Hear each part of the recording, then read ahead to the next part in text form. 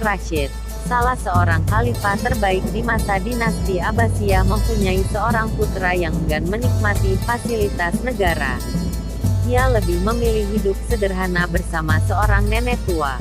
Kisah ini disampaikan oleh Abdullah bin Al-Faraj sebagaimana tercatat dalam kitab Uyunul Hayat. Dikisahkan, Abdullah bin Al-Faraj membutuhkan tukang untuk memperbaiki rumahnya. Ia lantas pergi ke pasar agar bisa mencari dan memilih pekerja yang cocok. Biasanya, para pekerja ini mangkal di pasar untuk bertemu dengan calon klien yang akan mempekerjakan mereka. Setelah melihat beberapa orang pekerja, pandangan Abdullah tertuju pada seorang pemuda yang duduk di pojok. Dia memakai baju wol kasar sambil memegang alat pertukangan. "Apakah kamu mau bekerja di tempatku?" tanya Abdullah. "Mau," jawab pemuda itu. "Berapa upahmu sehari?" "1 dirham dan 1 danik." "1/6 dirham, oke. Deal. Mari ikut ke rumahku," ajak Abdullah. Ketika diajak Abdullah, pemuda ini belum mau bergegas karena ada persyaratan yang ingin dia ajukan. Jika bisa dipenuhi, ia baru mau berangkat. "Apa syaratnya?" tanya Abdullah. Pemuda itu lantas menjawab bahwa ketika nanti ia bekerja kemudian terdengar kumandang azan zuhur dan asyar, dia akan istirahat dan pergi ke masjid untuk melaksanakan salat berjamaah. "Baik, saya setuju," jawab Abdullah. "Mantap." Ketika sudah sampai rumah, Abdullah mulai melakukan briefing dan menjelaskan beberapa pekerjaan yang harus dilakukan oleh pemuda itu. Di antaranya adalah memindahkan beberapa barang dari satu tempat ke tempat lain. Selama bekerja, pemuda ini cukup profesional dan fokus dengan pekerjaannya, hingga terdengarlah kumandang suara azan. "Wahai hamba Allah, muazin sudah mengumandangkan azan.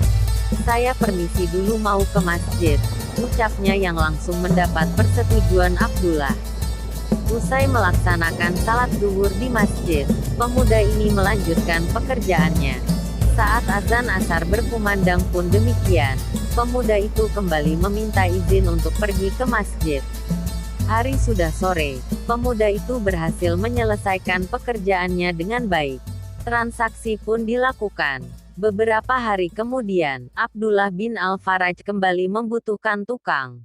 Istrinya meminta agar mengundang pemuda itu lagi. Jangan yang lain, karena dianggap cocok dan kemarin dia bekerja dengan sangat baik. Abdullah setuju dengan pendapat istrinya. Abdullah pun pergi ke pasar untuk mencari pemuda yang berprofesi sebagai tukang itu. Setelah bolak-balik mencari, tetap saja pemuda yang dia cari tidak ditemukan. Merasa penasaran, ia pun menanyakannya pada pekerja yang sedang mangkal. "Apakah engkau mencari pemuda yang tampak tak bergairah yang ada di pojokan itu?" "Dia hanya mangkal pada hari Sabtu," jawab salah seorang pekerja di pasar. Mendengar jawaban tersebut, Abdullah bergegas pulang karena ia dan istrinya hanya mau mempekerjakan pemuda yang kemarin. Ia berencana akan kembali mencarinya pada hari Sabtu mendatang. Hari Sabtu pun tiba, Al-Faraj berangkat lagi ke pasar untuk mencari pemuda yang beberapa hari lalu bekerja di rumahnya. Benar saja, ternyata pemuda itu sudah ada di tempat biasanya, di pojokan. "Apakah kamu mau bekerja lagi di tempatku?" tanya Abdullah. "Ya, engkau sudah tahu nominal upahku dan syarat dariku," jawab pemuda itu. Abdullah pun sepakat dengan nominal upah dan syarat yang sama seperti sebelumnya. Ketika sudah sampai di rumah Abdullah, pemuda itu kembali bekerja dengan baik dan profesional. Saat terdengar kumandang azan zuhur dan asyar, seperti biasa pemuda itu memohon izin pergi ke masjid. Singkat cerita, pekerjaan pemuda itu beres, transaksi pun siap dilakukan. Merasa puas dengan kinerja pemuda itu, Abdullah memberikan upah lebih, hitung-hitung jadi uang tip sebagai tanda terima kasih. Mengetahui jumlah upahnya lebih, pemuda itu pun menolaknya. Dia hanya mau menerima upah sesuai dengan nilai yang sudah dibicarakan sebelumnya. Namun Abdullah tetap memaksa agar diterima saja. Keduanya tetap pada pendirian masing-masing, hingga akhirnya pemuda itu merasa risih dan berlalu begitu saja. Merasa tak enak hati, Abdullah kemudian mengejar pemuda itu. Pada akhirnya dia mau menerima upahnya saja dan tetap menolak pemberian uang tip. Abdullah Al-Faraj kembali membutuhkan tukang. Ia pun berangkat ke pasar pada hari Sabtu, berharap bisa bertemu dengan pemuda sebelumnya. Saat sampai pasar, pemuda itu ternyata tidak ada di tempat, padahal hari Sabtu biasanya dia mangkal di sana. Merasa penasaran, Abdullah bertanya pada salah seorang pekerja. Kabarnya dia sedang sakit keras, jawab pekerja yang ada di pasar sambil menjelaskan bahwa pemuda itu tinggal bersama seorang nenek renta. Setelah mengetahui alamatnya, Abdullah langsung berangkat untuk menjenguk pemuda itu.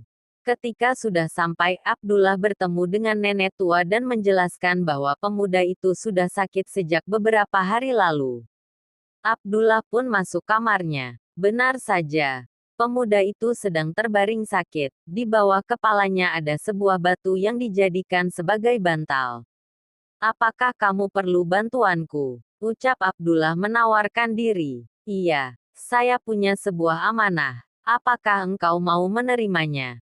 tanya pemuda itu yang kemudian disanggupi Abdullah. Merasa umurnya sudah tidak akan lama lagi, pemuda itu kemudian meminta kepada Abdullah agar mencuci baju dan kain wol, kemudian dijadikan sebagai kain kafan untuk membungkus tubuhnya jika sudah meninggal. Di kantong baju itu ada cincin. "Ambillah cincin itu," ungkap pemuda tersebut. "Kelak," kata pemuda itu, "tunggulah Khalifah Harun ar-Rasyid lewat dan berdirilah di tempat yang sekiranya bisa dilihat olehnya. Setelah itu coba ajak bicara dan tunjukkan cincin tersebut. Tapi jangan lakukan itu kecuali ketika aku sudah meninggal," pinta pemuda itu. Akhirnya pemuda itu akhirnya meninggal dunia. Abdullah Al-Faraj melaksanakan wasiat, yaitu menunggu di sebuah tempat yang biasanya dilewati iring-iringan Khalifah Harun ar-Rasyid. Saat yang dinanti pun akhirnya tiba. Harun ar-Rasyid datang melintas bersama sejumlah pengawal.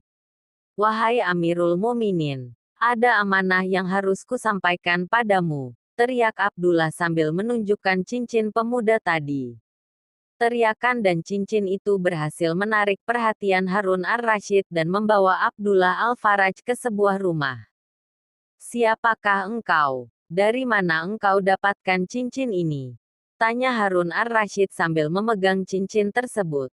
Abdullah Al-Faraj kemudian mengenalkan diri dan menceritakan semua yang terjadi tentang pemuda itu. Harun ar-Rasyid kemudian menangis. Merasa penasaran, Abdullah pun bertanya tentang sosok pemuda yang memberinya cincin. "Dia adalah anakku. Dia dilahirkan sebelum saya diuji dengan jabatan khalifah. Dia diasuh dengan pengasuhan yang baik, belajar Al-Quran dan ilmu agama. Saat saya diangkat jadi khalifah, dia meninggalkanku dan tidak mau mengambil sedikit pun dari duniaku," beber Harun ar-Rasyid. Abdullah Al-Faraj yang masih penasaran dengan ceritanya terus mendengarkan dengan seksama. "Saya kemudian memberikannya cincin ini lewat ibunya. Cincin ini berbahan yakut dan cukup mahal. Jika dalam kondisi darurat, dia bisa menjual cincin ini. Setelah ibunya wafat, saya tidak lagi mendengar kabarnya kecuali dari engkau," ucap Harun melanjutkan ceritanya. "Nanti malam tolong antarkan saya ke makamnya untuk berziarah," pinta Harun ar-Rasyid kepada Abdullah Al-Faraj. Saat malam tiba, Harun ar-Rasyid kemudian berangkat ke makam anaknya dengan Abdullah Al-Faraj tanpa ditemani pengawal. Di makam, Abdullah melihat Harun ar-Rasyid menangis. Dari kisah ini dapat diambil beberapa hikmah. Di antaranya adalah mengajarkan kepada seorang anak, terlebih lagi anak seorang tokoh atau pejabat, untuk hidup mandiri tanpa dibayangi oleh kekuatan seorang ayah. Hal ini sebagaimana dawuh Sayyidina Ali. Pemuda itu ialah yang berani berkata inilah aku, dan bukanlah pemuda itu yang berkata inilah ayahku. Kisah ini juga mengajarkan kepada seorang ayah untuk tidak memanjakan anak. Selain itu, pemuda ini juga mengajarkan tentang pentingnya bekerja secara profesional dan menyeimbangkan antara urusan dunia dan akhirat. Hal ini akan menumbuhkan kepercayaan dari klien atau atasan.